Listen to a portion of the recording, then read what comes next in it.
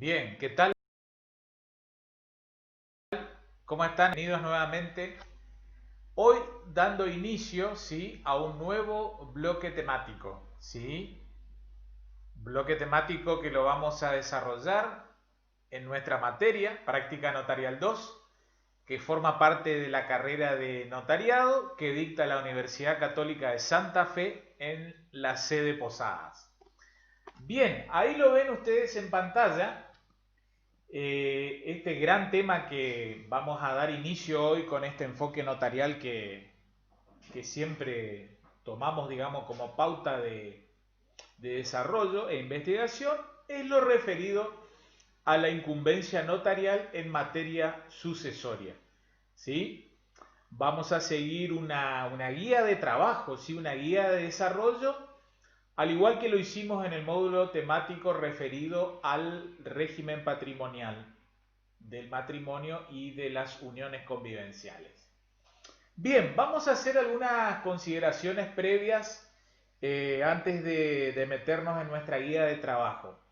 Vean, quiero llevarles al siguiente orden de análisis, ¿sí? Somos todos profesionales del derecho, ¿sí? Ustedes abogados, prontos a recibirse, Dios mediante, ¿sí?, con el título de notarios, ¿está?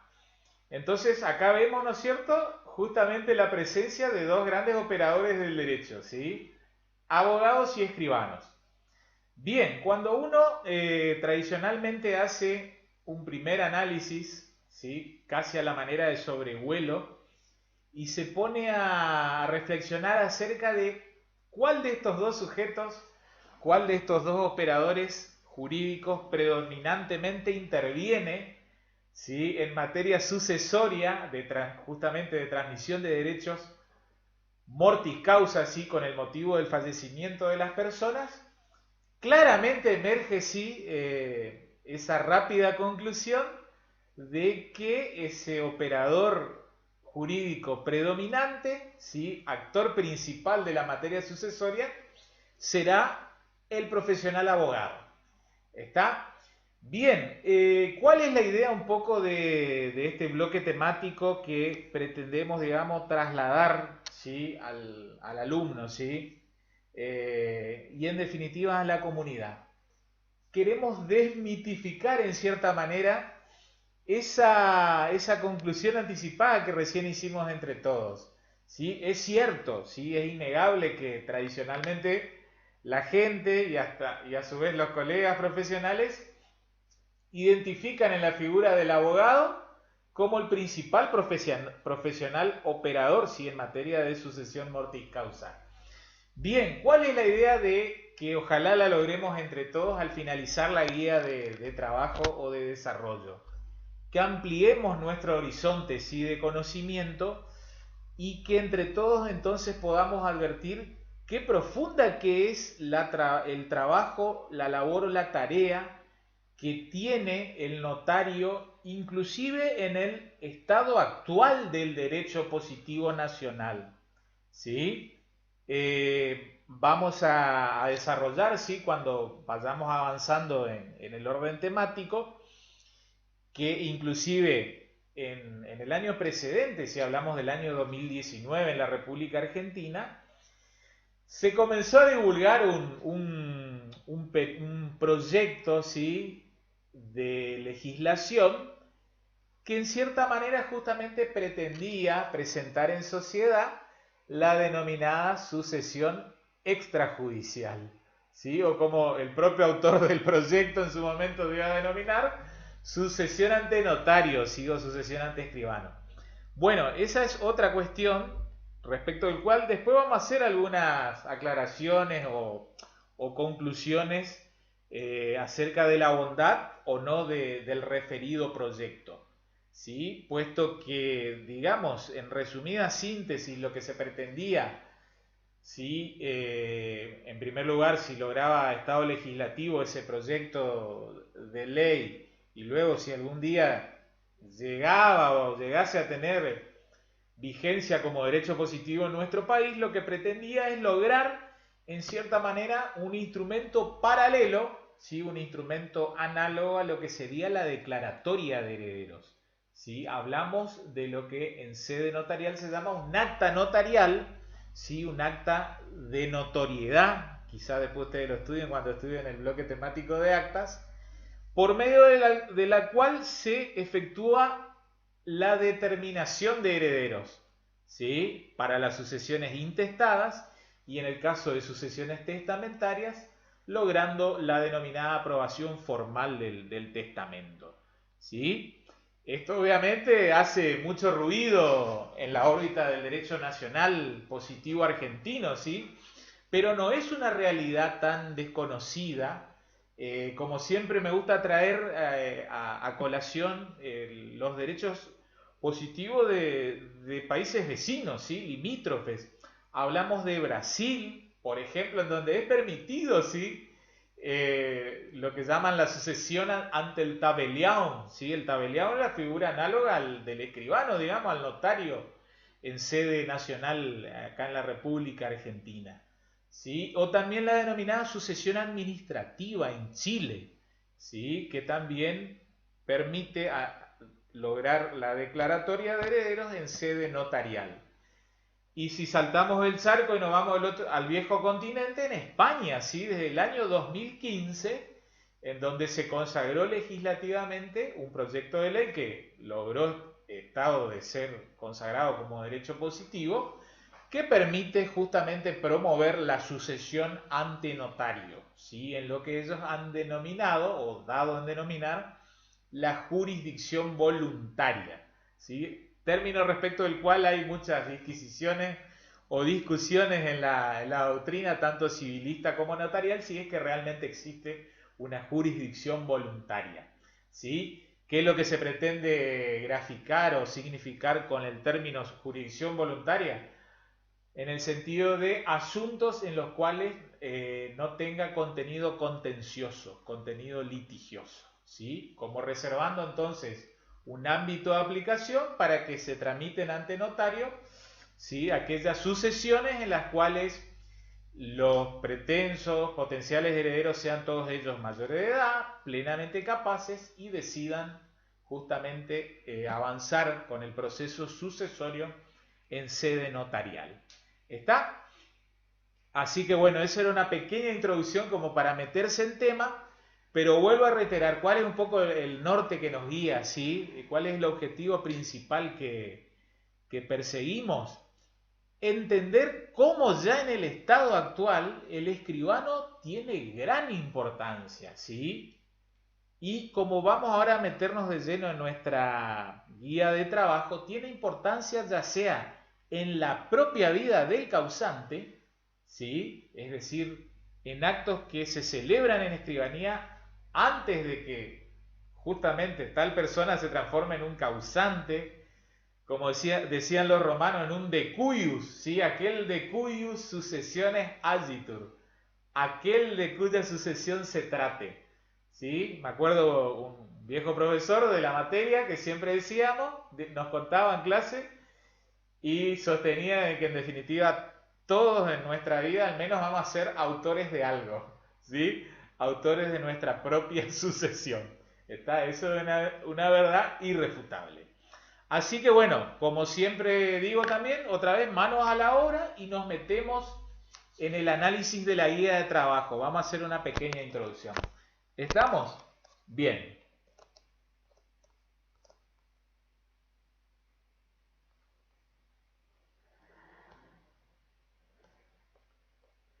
Bien, ahí tienen la guía de trabajo referida a este gran bloque temático de incumbencia notarial en materia sucesoria, ¿sí? Vemos allí ese punto primero en donde vamos a repasar entre todos estas nociones principales, ¿sí? Que nos brinda el derecho sucesorio nacional, ¿sí? Este libro de sucesiones que nos va a llevar a hablar de los llamamientos que se prevén en nuestro sistema de sucesión mortis causa, ¿sí? Ya sea un llamamiento legal por el propio código, por la propia ley, o un llamamiento voluntario que dará origen justamente a esos dos grandes ámbitos de aplicación del derecho sucesorio. Sucesión intestada o ab intestato y la sucesión testamentaria. Bien, luego ¿sí? Vamos a hablar de las clases de herederos, lógicamente nos llevará a hablar de lo que era en época del Código Velezano, hoy no tan, digamos, expresado en la terminología del propio código, los herederos forzosos, ¿sí? Técnicamente hablando, hoy en día hablamos de herederos legitimarios, ¿sí? No confundir legítimo con legitimario. Heredero legítimo es el que tiene llamamiento legal, en cambio heredero legitimario, o como decía don Dalmacio Vélez Arfiel, heredero forzoso, será el heredero con legítima, ¿sí? Aquel que tiene una parte o porción de la herencia de la cual no va a poder ser privado. ¿Está? Y una vez que hablemos un poco de legítima y acerca del instituto de desheredación, que desapareció del derecho nacional, también ello como corolario nos lleva a hablar de la porción disponible, ¿sí? Y en cierta manera, digamos entre comillas, cómo gasta su porción disponible un futuro o pretenso causante, ¿sí? Ya sea con actos que hacen vida o con actos que tomarán eficacia post-mortem. ¿Estamos? Bien. Allí lo ven a partir del punto segundo, ¿no es cierto? ¿Sí? Esto de el bloque de en vida del causante. ¿Sí? Y lo importante, nos parece, digamos, como cátedra de práctica notarial, es que vean, es importante trasladar la siguiente idea. Cada vez que el notario autoriza en su escribanía un contrato de donación, ¿sí? Haciendo alusión principalmente a las donaciones de inmueble, ¿sí? Sea que fuera una donación de una persona en favor de algún heredero forzoso, o ya sea en favor de, como suele decir parte de la doctrina notarial, en favor de un tercero, es importante que haya un acabado asesoramiento notarial profesional. ¿Sí? El escribano entonces en esas audiencias preliminares, ¿sí? Gestión preescrituraria, cuando viene el cliente a contarnos sus impresiones, sus intenciones, sus deseos más profundos, digamos, justamente hay que empezar a indagar cuál es el elenco de potenciales herederos, si es que los tiene, que algún día justamente van a transformarse precisamente en herederos suyos en instancia de su propia sucesión mortis causa. ¿Sí? Aparte de averiguar o indagar sobre la consistencia del patrimonio de tales personas, es importante saber al menos cómo se proyecta a mediano, a corto, mediano y por qué no largo plazo ese posible elenco de herederos. ¿Está? Entonces ello nos lleva a ir proyectando, a ir diagramando, a ir pergeniando, ¿sí? ¿Por qué no su posible sucesión? ¿Sí? Hay un término ahora que de a poquito, por suerte en la Argentina, empieza a tomar valor, ¿sí? Y su acabado reconocimiento, que es el concepto de planificación sucesoria, planificación hereditaria, ¿sí? Obviamente, y esto lleva a que tanto escribano como abogado trabajen juntos a la par, ¿sí? En pos de una planificación hereditaria, razonada, merituada, ¿sí? Acerca de justamente qué tratamiento patrimonial darle a una persona respecto de justamente esa transmisión por causa de muerte, ¿sí? Su transmisión mortis causa. Entonces ya cuando el escribano, les decía, formaliza una donación en su escribanía, ¿sí? En cierta manera está haciendo algo en la actualidad que va a ser mella, que va a tener su reflejo, ¿sí? Su acuse de recibo a la hora que se dispare la apertura de la sucesión de tal persona.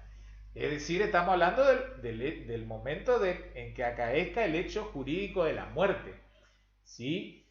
De allí que, por ejemplo, vamos a ver que ya estaba en el propio Código de Vélez y continúa en el Código Civil y Comercial actual, en donde toda donación efectuada en favor de un heredero con legítima, ¿sí? Un heredero forzoso, se va a tomar como anticipo de herencia, ¿sí? Entonces, si la donación, supongamos un inmueble, se efectúa en favor de de algún heredero forzoso, conformará anticipo de herencia y luego, según cómo ha sido redactada, justamente nos va a llevar a definir si eso fue tomado de parte o de lo que formaba parte de la legítima, ¿sí? O si fue tomada de la porción disponible, en cuyo caso se termina transformando en una mejora, en una cláusula de mejora eventualmente para un heredero forzoso, ¿sí? Así que bueno, pero no quiero, digamos, adelantarme a los temas que después vamos a tratar con detalle y profundidad. ¿Está? Simplemente tengamos en cuenta que si en vida del causante se formaliza un acto jurídico bilateral, es decir, un contrato, ¿sí? Contrato de donación, acuerdo de voluntad común destinado a arreglar derechos y obligaciones, ¿sí? Contrato por excelencia justamente a título gratuito, ¿sí? Estamos en presencia de una donación, ¿sí? Ustedes ya saben, la donación de inmueble, caso concreto, tiene una formalidad ad solemnitatem, ¿sí? O solemne absoluta, en cuyo caso ante el incumplimiento no queda nada del acto en pie, ¿sí? Ningún efecto.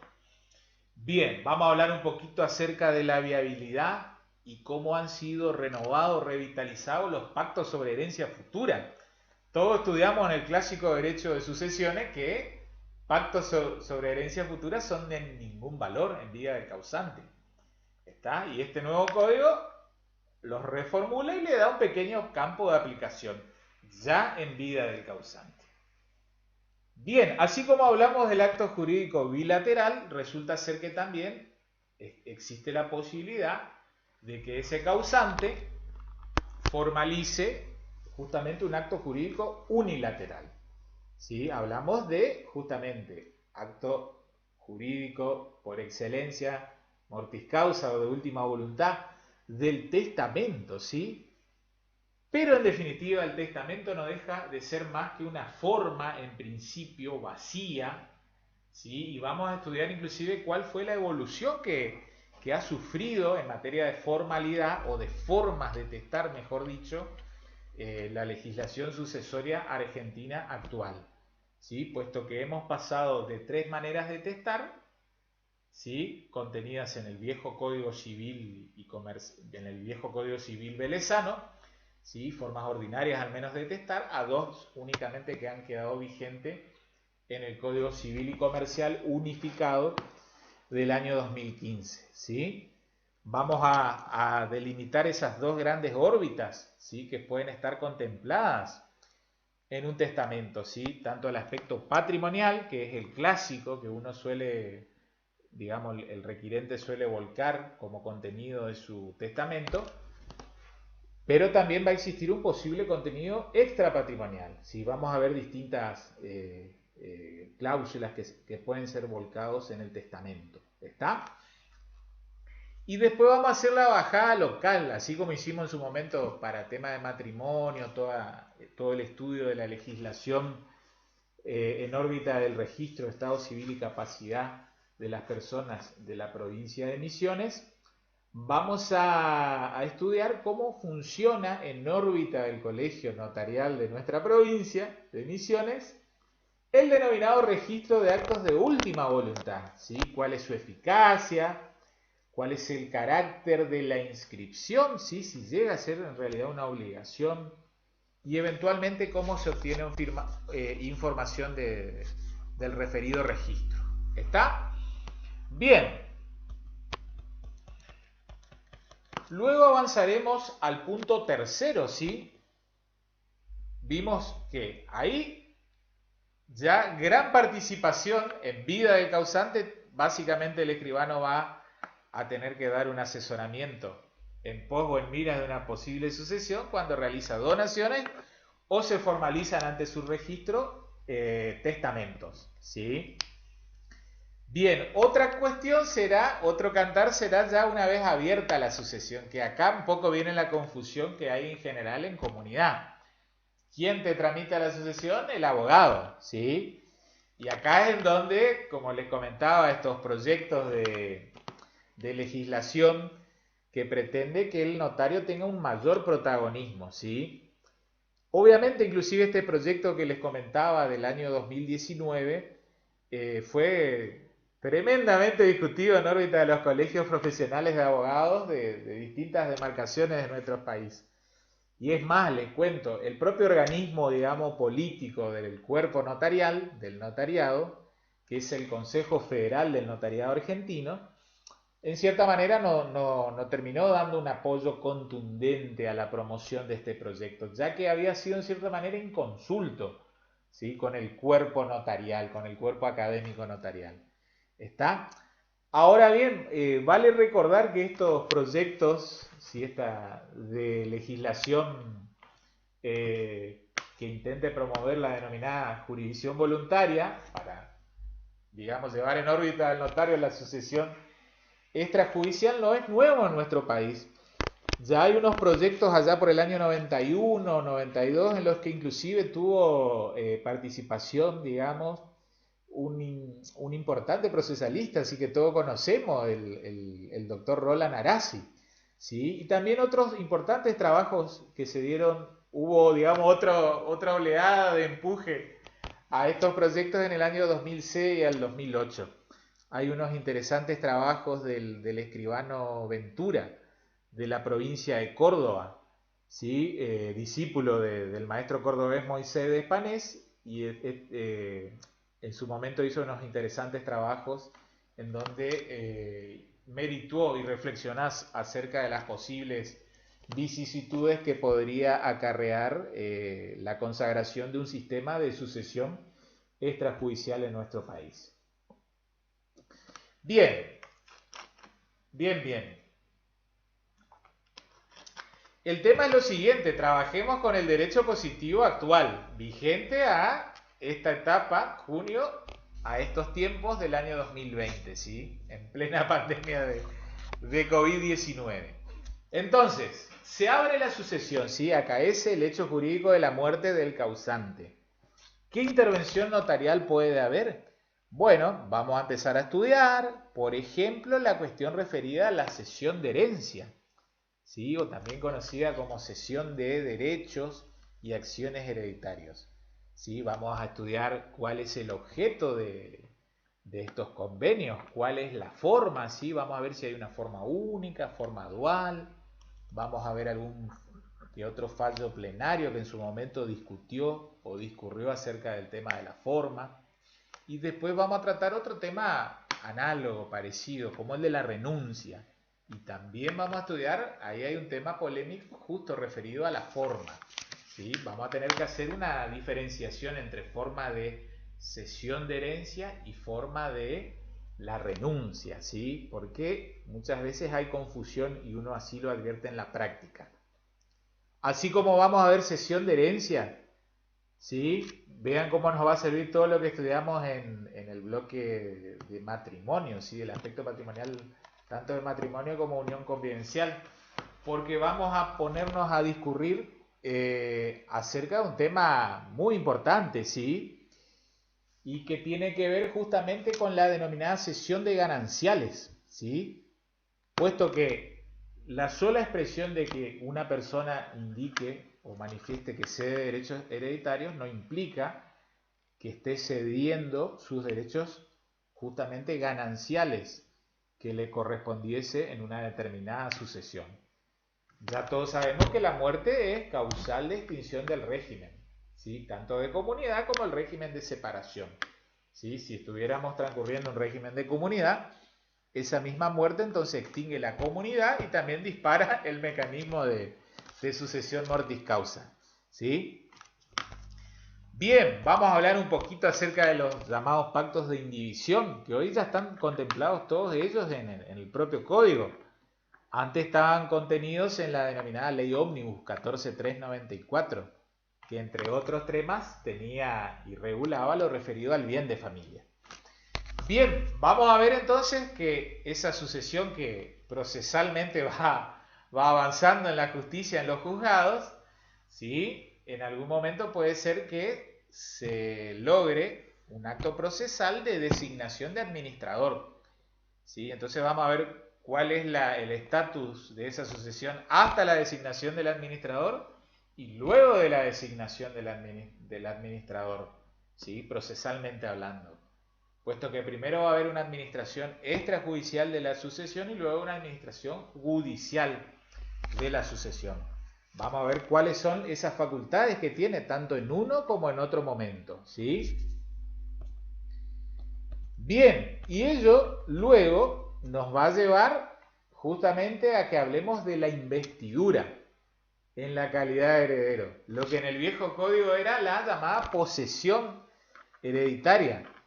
En el nuevo código, digamos, con una técnica más pulida, hablamos de investidura en la calidad de heredero, y vamos a distinguir que hay herederos que la tienen de pleno derecho, ¿sí? Por solo disposición de la ley y con solo el acaecimiento de la muerte del causante, mientras que otros herederos van a tener que solicitarla, ¿sí? Bien, y entonces eso nos va a llevar a hablar de la tremenda importancia de la declaratoria de herederos, ¿sí? Desde un punto de vista procesal, desde un punto de vista registral, puesto que la declaratoria de heredero es el corazón, por ahí lo habrán escuchado hablar ya con los profesores del teórico, del denominado tracto abreviado, ¿sí? El tracto sucesivo abreviado, ¿sí? Procedimiento registral, ¿sí? Que está contemplado en la Ley Nacional Registral 17801, ¿sí? Con la finalidad de economía procesal, ¿sí? Menos gasto y menos tiempo, ¿sí? Y que posibilita, permite que los herederos declarados antes de que obtengan a su favor auto de adjudicación, por ejemplo, dispongan, ¿sí? Y por ejemplo dispongan bienes registrables. Y vamos a ver ya como el propio Código Civil 2015, Civil y Comercial 2015, ya se mete en ese tema y obliga a que para toda disposición de derechos sobre bienes registrables exista declaratoria de herederos. ¿Está? Va a ser un tema muy interesante que después, digamos, podamos determinar hasta qué momento o en qué casos conviene eventualmente que, supongamos, pónganse en el rol de compradores o de cesionarios, ¿sí? ¿Cuándo nos conviene recurrir al tipo cesión de herencia y cuándo nos conviene recurrir al tipo compraventa? ¿Sí? Hay veces que nos va a convenir o que vamos a estar obligados a recurrir a uno u otro tipo contractual. ¿Está? Bien, vamos a ver inclusive qué importancia tiene la declaratoria de herederos, inclusive a la hora de vender, ¿sí? Hasta para el derecho tributario. ¿Sí? Hay veces que inclusive conviene celebrar la escritura antes de la adjudicación, ¿sí? Después vamos a ver por qué, ya sea en órbita de los impuestos nacionales como en órbita de los impuestos provinciales, ¿sí? Bien, también vamos a ver un pantallazo, un sobrevuelo de un tema que ya hablamos en el régimen matrimonial, ¿sí? El tema del derecho real de habitación del cónyuge supérstite. Perdón, o del cónyuge supérstite, ¿sí? Del viudo, ¿está? Y después nos vamos a meter, como les dije, algo lo anticipamos en los videos anteriores, en el importante y apasionante tema de la partición de herencia, ¿sí? Vamos a ver algún derrotero, tanto doctrinario como jurisprudencial, acerca de cuáles son las formas de partir que han quedado vigentes, ¿sí? Como simple anticipo, dos grandes maneras de partir, ya sea forma privada o judicial, ¿sí? ¿Cuándo tendremos que ir a la forma judicial de partir? Y bueno, cuando no se cumple alguno de los requisitos que nos pide el código, o no son todos capaces, o no están todos de acuerdo, o hay oposición de algún tercero, como algún acreedor, ¿sí? Ahí se impone la forma de partición judicial, donde nos va a obligar necesariamente a llevar adelante las operaciones de inventario y avalúo, ¿sí? Como actos previos justamente al momento de partición. En cambio, en la partición privada, ¿sí? Vamos a ver cuáles son en definitiva las formas de partir. Solo por escritura, basta instrumento privado que se presenta ante el juez de la sucesión para lo que homologue, lo que antes se llamaba la partición mixta y que el Código de Vélez expresamente lo preveía, al menos ya en su versión 17711, ¿sí? En el histórico 1184, ¿sí? Bien, vamos a ver ahí cómo hay opiniones encontradas y bueno, después vamos a intentar hacer algunas conclusiones como para tener una guía valedera. Bien, entonces, ven ya que con solo el hecho de desarrollar la guía temática, ¿sí? Advertimos cómo el escribano tiene gran participación, ¿sí? Y si bien hoy no puede declarar herederos en la escribanía, imagínense lo que puede llegar a ser esa circunstancia, ¿sí? Circunstancia que no les digo que es habitual en Brasil, pero está tomando un auge inaudito, según comentan los tabeliones brasileros. Es muy singular el derecho brasilero, puesto que en Brasil también, ante los escribanos, es posible que los cónyuges se divorcien. Está, entonces allá hay una, digamos, una postura expansiva acerca de la competencia o la incumbencia notarial. Bien, pero no nos queda otra que venir otra vez a la República Argentina y hacer el análisis del derecho positivo nacional. Bien, y por último, en la guía temática, ustedes lo van a leer allí. No sé si les va a resultar tan familiar este término o este instituto de los denominados actos de autoprotección. ¿Sí? Esto es una cuestión que digamos, en órbita del derecho notarial tuvo su auge a partir de mediados de la década del 90, ¿sí? En su primer momento provino, digamos, del impulso que le dieron los doctrinarios, ya sea tanto en órbita del derecho anglosajón, ¿sí? Pero en aquellos estados de los Estados Unidos de América en donde no existe el sistema del common law, sino de la codificación. Es decir, hablamos de los estados en Estados Unidos en donde existe, digamos, o son proclives al derecho francés, ¿sí? Luego sí se extendió también propiamente a aquellos estados en Estados Unidos donde rige el common law. Es lo que llaman los anglosajones el living will, ¿sí? O también conocido como testamento vital. Es una temática que en realidad por analogía pretendemos dar un pequeño pantallazo para que, digamos, como estudiantes que somos en definitiva todos, tengamos noción acerca de esta nueva institución. ¿Qué es lo que se pretende, digamos, transmitir o regular con este instituto de actos de autoprotección? El nombre, en cierta manera, ya lo deja trasuntar, ya nos lo deja presentar, ¿sí? Muchos suelen decir son, digamos, los actos o las directivas que efectúa una persona cuando está o se encuentra en plena capacidad, ¿sí? Es decir, tiene los tres elementos internos de la voluntad, ¿sí? Discernimiento, intención y libertad, y justamente previendo su futura incapacidad, ¿sí? Entonces, por ejemplo, puede plantear algunas directivas, como lo ven allí, médicas anticipadas, ¿sí? El rechazo a algunos tratamientos o el consejo, ¿sí? O al menos indicar alguna voluntad presunta de realizarse tal o cual tratamiento. El ser internado en un lugar o no ser internado. Estamos en un tiempo de pandemia COVID-19 y este doloroso hecho que vemos una y otra vez de los geriátricos y de los contagios y de los fallecimientos. Por ejemplo, entonces una persona podría expresar, ¿sí? en un acto de autoprotección que no quiere ser llevado cuando se encuentre, digamos, próximo ya o de edad avanzada a un geriátrico, que no quiere o si quiere en tal o cual geriátrico, ¿sí? O puede expresar que una persona sea declarado, si algún día le declaran su incapacidad, como un posible curador o un posible apoyo. ¿Está? Entonces todas esas cuestiones pueden ser volcadas en los actos de autoprotección, ¿sí? Vamos a estudiar justamente cuál es la legislación, si es que la hay como legislación de fondo en el país. Vamos a ver que hay una pequeña pildorita, perdón, en el Código Civil y Comercial actual, ¿sí?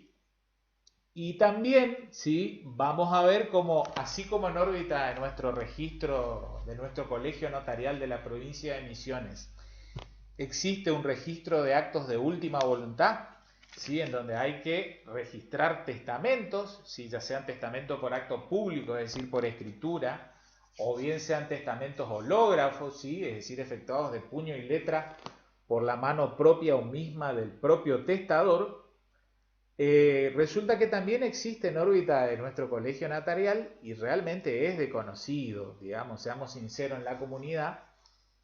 Hablamos de abogados, hasta también profesionales médicos de ciencia de la salud. Existe un registro de actos de autoprotección, ¿sí? Que funciona de manera análoga o parecida al registro de actos de última voluntad. ¿Sí? Vamos a ver cómo se inscriben los instrumentos, eventualmente qué forma nos exige que tienen que revestir al menos como requisito mínimo los instrumentos que ingresan en ese registro, cuál es la eficacia de la registración, ¿sí? Y también cómo funciona, así como uno puede obtener informes y certificaciones en el referido ámbito de tal registro de actos de autoprotección. Así que bueno, esta primer clase, ¿sí? No tan extensa, fue desarrollada justamente con la intención de mostrarles, perdón, a la manera de menú, ¿sí? Todo lo que vamos a ver en este gran bloque temático, ¿sí? Que hemos dado en denominar incumbencia notarial en materia sucesoria. ¿Está? Así que bueno, ese es el desafío, ¿sí? Esa es la directriz que manda en este gran bloque temático. Vamos a empezarlo a estudiar a partir del próximo video, ¿sí? Con mayor detenimiento y profundidad. ¿Estamos? Así que bueno, les dejo un afectuoso saludo, que tengan una hermosa semana, ¿sí? Y nos vemos en el siguiente encuentro. ¿Estamos? Muchas gracias y chao.